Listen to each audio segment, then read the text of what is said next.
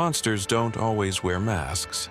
Some hide behind a smile, a kind gesture, or even an intelligent mind.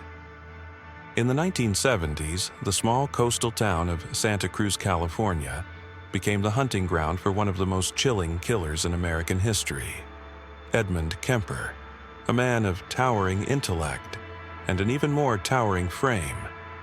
This is the story of a man who defied every stereotype of a serial killer, a man whose crimes were as shocking as his demeanor was disarming. The Chronicles of the Co-Ed Killer, a tale of terror, intellect, and a dark descent into unimaginable violence. Born on December 18, 1948 in Burbank, California, Edmund Emil Kemper III grew up in a deeply troubled home. From a young age, his life was marked by dysfunction. His parents, Edmund Jr. and Clarnell, had a volatile relationship that ended in divorce when Kemper was just 9 years old. Clarnell took custody of him and his two sisters, moving them to Montana. But instead of a nurturing environment, young Edmund faced cruelty and humiliation at the hands of his mother. Clarnell, often described as domineering and abusive, belittled Edmund for his size and intelligence. She forced him to sleep in the cold basement, claiming he was dangerous to his sisters. These early years planted the seeds of resentment and anger that would later erupt in horrifying ways. Even as a child, Kemper exhibited troubling behavior. He fantasized about violence and had a fascination with death. At just 10 years old, he decapitated his sister's dolls. By the time he was a teenager, his dark impulses escalated. At 13, he killed the family cat with a knife, and later, he buried another alive. At 15, Kemper ran away to reconcile with his father in California. But when his father sent him back to his mother, the rejection only deepened his hatred for her. Feeling unwanted, Kemper's thoughts turned darker. In 1964, at just 15 years old, Edmund committed his first murders. He shot his grandparents on their remote California farm. When questioned, he chillingly explained that he just wanted to see what it felt like to kill. Afterward, he was declared legally insane and sent to the Atascadero State Hospital, where doctors quickly recognized his high intelligence. With an IQ of 145, Kemper charmed the staff and convinced them he was rehabilitated. In 1969, Kemper was released at age 21 into his mother's custody, who continued to belittle and torment him. Despite his history, he seemed to blend back into society, but underneath the surface, his resentment toward women, particularly his mother, festered. By 1972, his dark urges resurfaced. Between May 1972 and April 1973, Edmund Kemper embarked on a terrifying killing spree, brutally murdering 6 young women, most of them college students. He earned the nickname the Co-Ed Killer due to his victims' profiles. His crimes were not only violent but shockingly calculated. He lured his victims with the charm and calmness before turning to violence. He usually lured them into his car under the guise of being a friendly, harmless man. Kemper's methods were gruesome. He would dismember the bodies and sometimes keep their heads as trophies. His cold, methodical approach revealed a deeply disturbed psyche.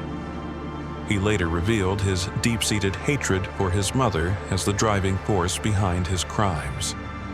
He saw his victims as surrogates for Clarnell, enacting his rage on them in a horrifying manner. Kemper's intelligence made him a highly calculated killer, evading capture and carefully disposing of evidence. In April 1973, Ed Kemper's long-standing rage finally turned toward its ultimate target, his mother. One night, while she slept, he brutally bludgeoned Clarnell to death with a hammer. Afterward, he decapitated her and mutilated her body in ways too horrific to fully describe. Adding to the horror, Kemper performed acts of necrophilia with her severed head. In a chilling symbolic gesture, he placed her vocal cords into the garbage disposal. He later said he did that to silence the voice that tormented him for years.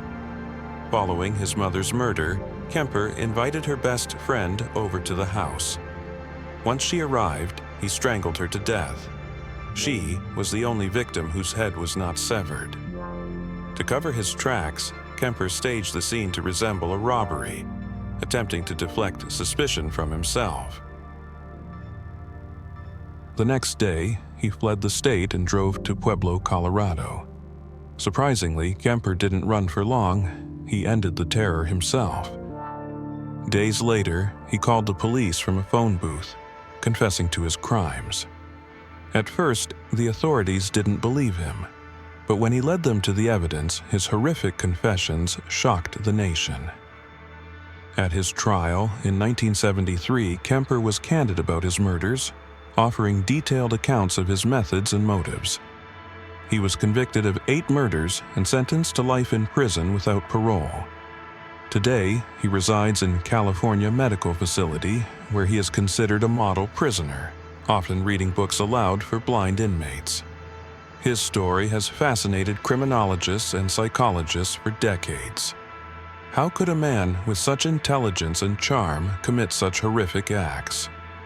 His story raises important questions about childhood trauma, mental illness, and society's responsibility in identifying and addressing early warning signs. Edmund Kemper's story is a chilling reminder of the darkness that can lurk beneath a seemingly ordinary exterior. His intelligence and charm only made his crimes more shocking, leaving an indelible mark on the history of true crime. But even as his story fascinates and horrifies, it also serves as a stark warning. Monsters often hide in plain sight. And Edmund Kemper's story is a chilling reminder of just how true that is. If you enjoyed this deep dive into his chilling story, make sure to hit that subscribe button and turn on notifications so you never miss gripping true crime stories like this on Crime Chronicles. What do you think drove Kemper to commit such horrific crimes? Was it nature, nurture, or something else entirely? Let me know in the comments below or vote in the poll. And if there's a true crime case you'd like me to cover next, drop your suggestions. I'd love to hear them. Until next time, stay curious and stay safe.